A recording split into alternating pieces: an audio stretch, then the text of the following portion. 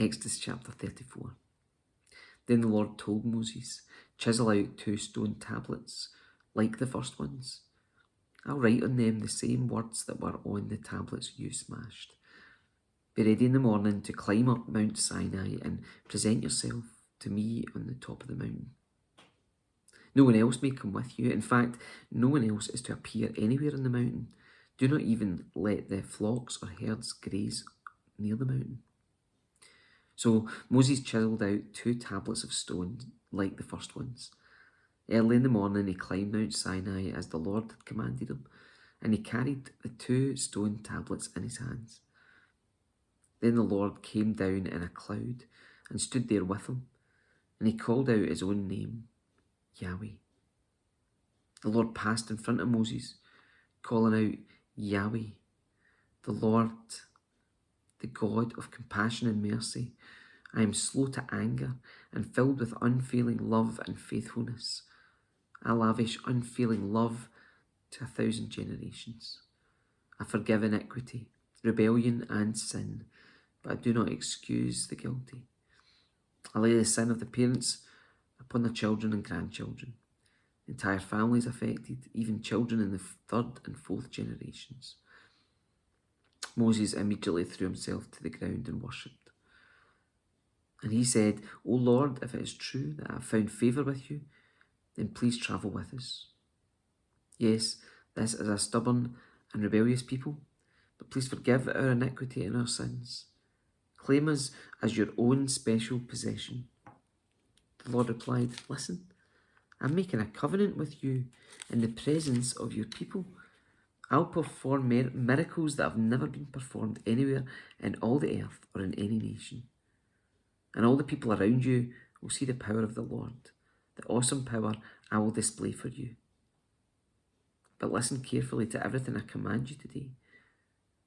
Then I will go ahead of you and drive out the Amorites, Canaanites, Hittites, Perizzites, Hivites and Jebusites. Be very careful never to make a treaty with the people who live in the land where you are going. If you do, you will follow their evil ways and be trapped.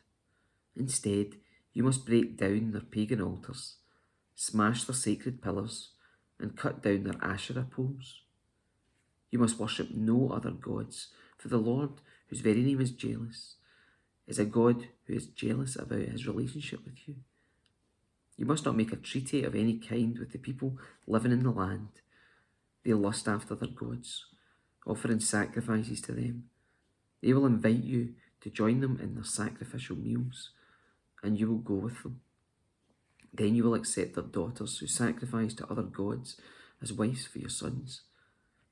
And they will seduce your sons to commit adultery against me by worshipping other gods. You must not make any gods of molten metal for yourselves. You must celebrate the festival of unleavened bread. For 7 days, the bread you eat must be made without yeast, just as I commanded you.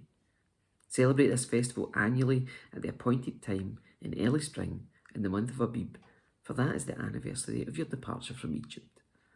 The firstborn of every animal belongs to me, including the firstborn males from your herds of cattle and your flocks of sheep and goats.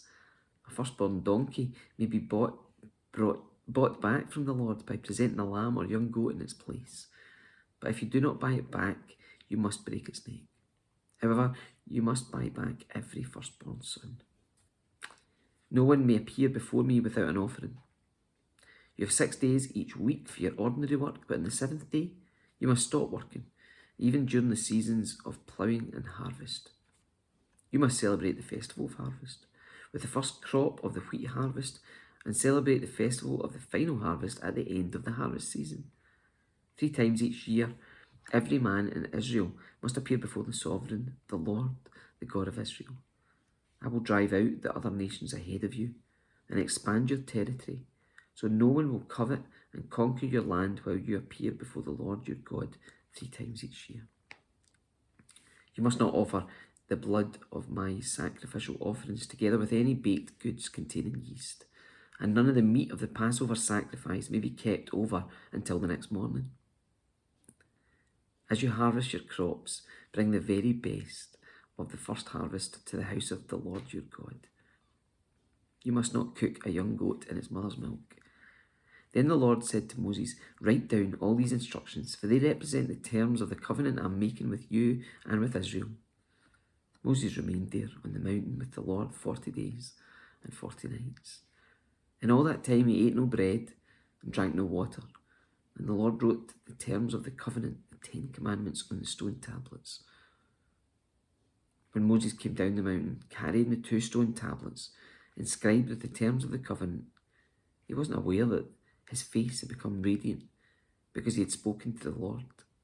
So when Aaron and the people of Israel saw the radiance of Moses' face, they were afraid to come near him. But Moses called out to them and asked Aaron and all the leaders of the community to come over, and he talked with them. Then all the people of Israel approached him, and Moses gave him all the instructions the Lord had given him on Mount Sinai. When Moses finished speaking with them, he covered his face with a veil. But whenever he went into the tent of meeting to speak with the Lord, he would remove the veil until he came out again. Then he would give the people whatever instructions the Lord had given him, and the Lord and the people of Israel would see the radiant glow of his face. So he had put the veil over his face until he returned to speak with the Lord.